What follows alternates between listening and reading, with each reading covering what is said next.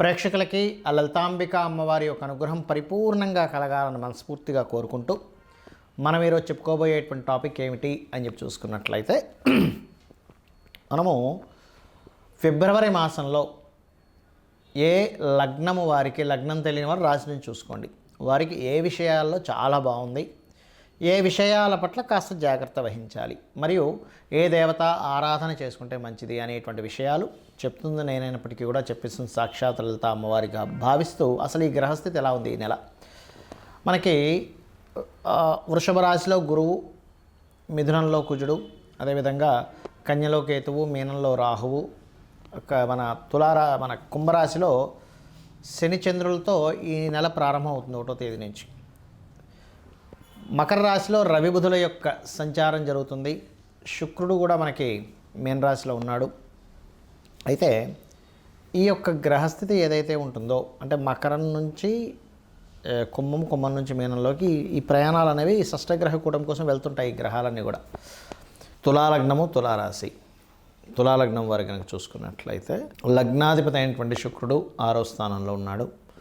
కొంచెం రుణాలు లభించడానికి సక్సెస్ఫుల్ వాటికి మంచిదే. కాకపోతే శుక్రుడు ఎప్పుడైతే 6లో ఉన్నాడో కాస్త స్త్రీలతో అనవసరమైన శత్రుత్వాల జోలికి వెళ్ళకూడదు. అదేవిధంగా ఈ ధనాధిపతి ఎప్పుడైతే మీకు భాగ్యస్థానంలో వక్రించుండి మరలా అది ముందుకు రావడం ఈ తిరుగుతున్నందుకు కాస్త ఉద్యోగ సంబంధించినటువంటి విషయాలలో కొద్దిగా అనవసరంగా ఫైనాన్స్ వీటి మూలంగానే కొంత గొడవలు వస్తూ ఉంటాయి. ఆ యొక్క విషయాల పట్ల కాస్త జాగ్రత్తగా ఉండాలి. షార్ట్ జర్నీస్ పెరుగుతాయి. రకరకాల ప్రాంతాలకు మార్పులు తిరగడం అనేటువంటిది బలంగా చూపిస్తుంది.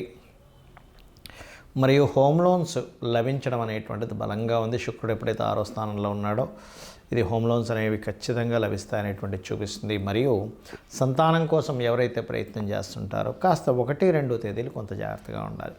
అదేవిధంగా 3, 4, 5 తేదీలు అప్పులు ఇవ్వడం, తీసుకునేటువంటి అంశాల పట్ల కాస్త జాగ్రత్తని వహించాలి. ఇక మీరు 12వ స్థానంలో కేతు ఉన్నందుకు ఇన్వెస్ట్మెంట్స్ ప్రధానంగా బుధ, మంగళవారాలు చేయకండి.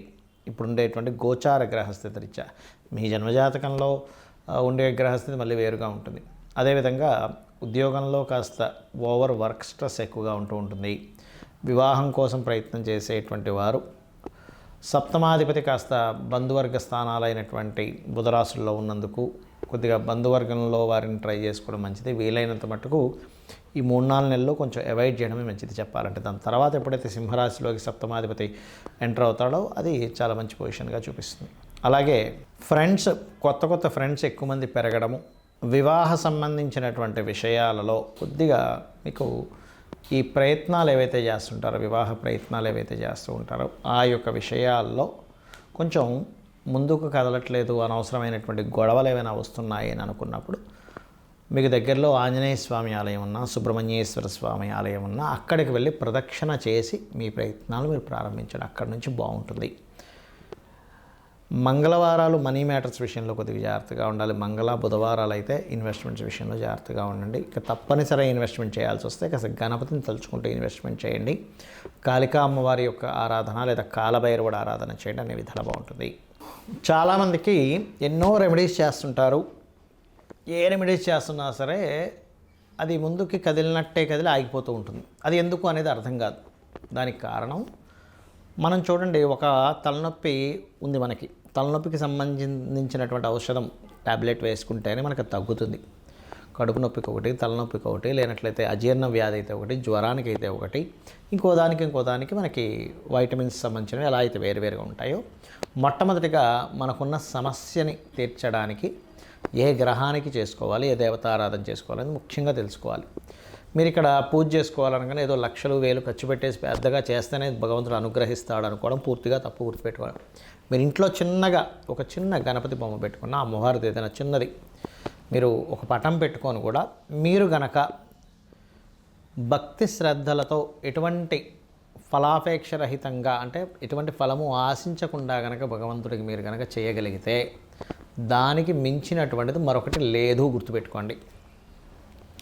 అయితే ఇక్కడ ఒక్కొక్కరికి ఒక్కో సమస్య ఉంటుంది.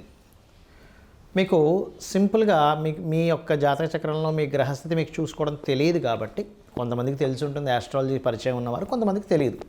తెలిసిన వారు అదృష్టవంతులు, ఎందుకంటే వారు చూసుకొని చక్కగా వారు ఆ చిన్న చిన్న రెమెడీస్తో బయటపడగలుగుతుంటారు. తెలియని వాళ్ళకి ఏమిటి అంటే, మీ జన్మజాతకంలో ఉదాహరణకి శని పాడయ్యాడు లేదా ఉద్యోగ సంబంధించిన విషయంలో ఎక్కువ ఇబ్బంది పడుతున్నారు అనుకోండి, చక్కగా ఏం లేదు, లలిత అమ్మవారి పటం పెట్టుకొని ఓం శ్రీమాత శ్రీ మహారాజ్ని శ్రీమత్ సింహాసనేశ్వరి నమః అనుకుంటూ కుంకుమతో ఇలాగ వేయడం, పూజ చేయండి. ఒకసారి అనుకోవడం ఓం శ్రీమాత శ్రీ మహారాజ్ని శ్రీమత్ సింహాసనేశ్వరి నమః అనుకోండి, కుంకుమ వేయండి, లేదా ఒక పుష్పం వేయండి, సరిపోతుంది. ఉన్న ఉద్యోగంలో ఇంకా ఇంప్రూవ్మెంట్స్ రావాలి, ఓం మాణిక్య మకుటాకార జానుద్వయ విరాజితాయ నమః అని చేసుకోండి, సరిపోతుంది. లేదండి అనారోగ్య సమస్యలతో ఎక్కువగా బాధపడుతున్నాము అనుకునేటువంటి వారు ముఖ్యంగా సూర్య భగవానుని చూస్తూ ఓం సర్వవ్యాధి పరసమని సర్వమృత్యు నివారిణి అగ్రగణ్య అచింత్య రూప కలికల్మషనాశినే నమః అని చేసుకోండి, సరిపోతుంది. పేరు ప్రఖ్యాతలు రావాలి, సూర్యభగవాన్నే చూస్తూ ఓం భానుమండల మధ్యస్థ భైరవీ భగమాలినే నమః. అయితే మీరు చేసేటప్పుడు సూర్యుల్లో అమ్మవారు ఉంది అనేటువంటి భావనతో చేయండి. ఇంట్లో పూజ చేసేటప్పుడు అక్కడ ఏదో పటం ఉందని కాదు, సాక్షాత్ అమ్మవారు అక్కడ ఉంది, ఆ అమ్మవారికి నేను చేస్తున్నాను అనేటువంటి భావనతో చేయండి, ఖచ్చితంగా ఫలితం వస్తుంది.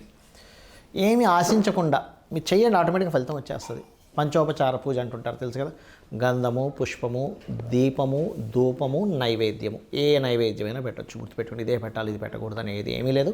మీ భక్తి శ్రద్ధలతో శ్రీకృష్ణ పరమాత్మ చెప్పాడు ఏంటి, మీరు ఫలాపేక్ష రహితంగా ఫలమైనను పుష్పమైనను పత్రమైనను ఉదకమైనను మీరు ఏది సమర్పించినా కూడా నేను ప్రీతితో స్వీకరిస్తున్నాను అన్నాడు ఆయన.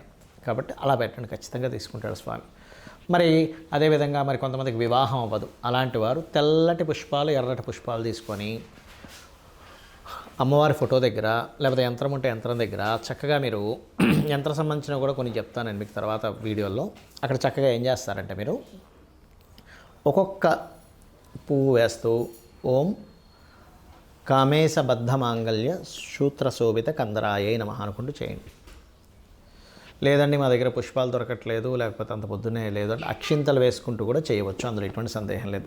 మరి అదేవిధంగా వివాహ జీవితం బాగాలేదు, అలాంటి వారు చక్కగా మీరు ఓం శివకామేశ్వరాంకస్త శివ స్వాధీన వల్లభాయే నమః అని చేసుకోండి.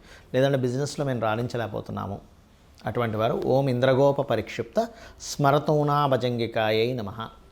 ఫైనాన్షియల్ గ్రోత్ రావాలి, ఓం సంపత్కరీ సమారూఢ సింధుర వ్రజ సేవితాయే నమః.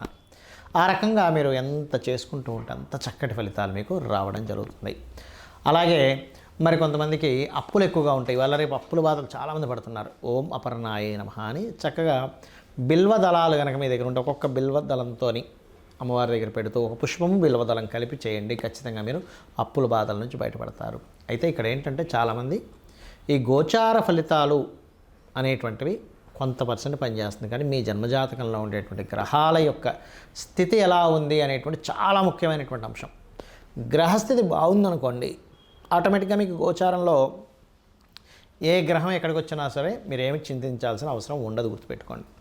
కాబట్టి గ్రహస్థితి మీ జన్మజాతకంలో ఏ దశ నడుస్తుంది, ఏ అంతర్దశ నడుస్తుంది, ఏ యోగం ఉంది చాలా ఇంపార్టెంట్. అంతేగాని ఏలినాటి శని వచ్చేసిందని భయపడిపోవడం, అమ్మో కాలసర్పదోషం ఉందని భయపడిపోవడం ఇవేమీ అక్కర్లేదు.